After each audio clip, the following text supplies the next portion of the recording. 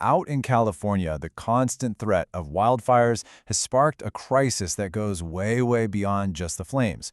We're talking about something that's not just changing how homes are insured, but how they're literally designed and built from the ground up. So let's dive into how this disaster is actually forcing a revolution in home construction. Okay, so it all starts with a number that is it's hard to even wrap your head around. $40 billion. That was the final bill for insured losses from the recent Palisades and Eaton fires. That one-two punch made them the costliest wildfires in global history. I mean, this wasn't just another bad fire season. This completely shattered all the records. And that's just the money. Behind that number is a human one. In less than a single week, over 12,000 structures were just wiped off the map. Homes, businesses, entire livelihoods gone in a flash. You have countless families displaced and whole communities just completely shattered. But the crisis didn't end when the smoke cleared. Not even close. A second disaster, a sort of aftershock, began to unfold. And this is one that affects almost every homeowner in a fire-prone area. The total collapse of the insurance market. And that really is the crucial question, isn't it? For thousands and thousands of homeowners, the disaster wasn't over. As insurance companies looked at these massive losses, they just started running for the exits, fleeing the state. And that created this nightmare scenario of financial instability for residents just trying to protect their homes.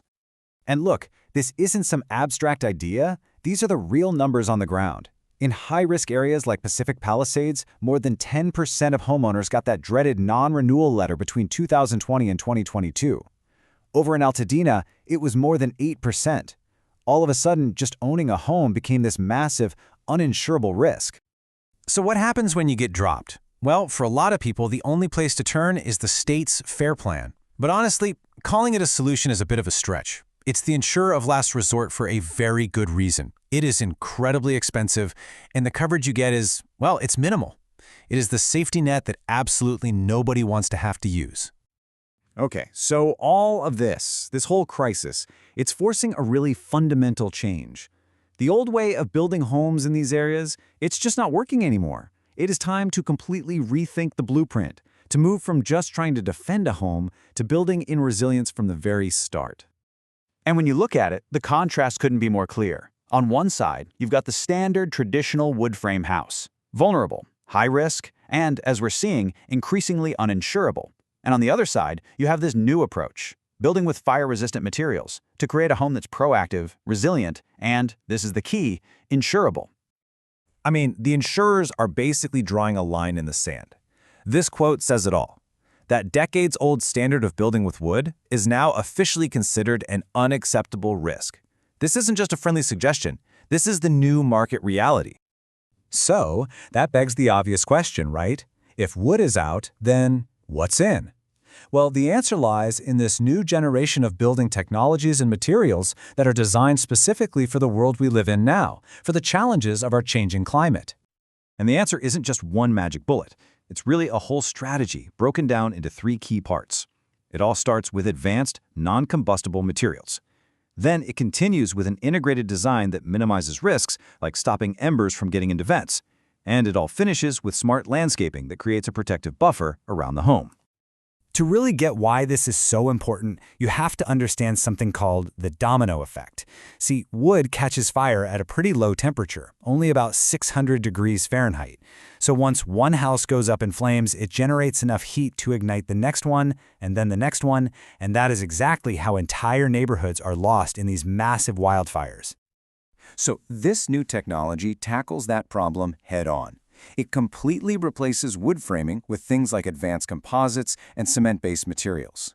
But here's the kicker. These homes don't just solve for fire. They're also built to net zero energy standards, and they can withstand high winds, floods, and even earthquakes. It's a total solution for climate resilience. Okay, so let's get down to brass tacks. What does this actually mean for you, the homeowner? Well, beyond the obvious safety benefits, there are huge, tangible financial payoffs. This isn't just about surviving a fire, it's about thriving financially. First, and this is a big one, let's talk insurance. Building with these fire-resistant methods can slash your annual premiums by 15 to 30%. In some of these high-value areas, we're talking about thousands of dollars in savings every single year. All right, next step, And honestly, this one is a total game changer. Your utility bills. Because these homes are built to super efficient passive house and net zero standards, often with solar integrated, your monthly cost for utilities can actually go down to zero. Imagine that. No heating bills, no cooling bills. That's money back in your pocket from day one. And last but not least, let's talk about the value of your home itself. In a market where buyers are getting more and more worried about safety and insurance costs, these fire-resistant homes can sell for 10 to 15% more than their old-school wood-frame neighbors. So, all this really brings us to one last pretty powerful question. For generations, we've defined a home as a place of shelter, of security. But as our climate gets more extreme, does that very definition have to evolve too? The answer that's emerging from the ashes in California seems to be a resounding yes.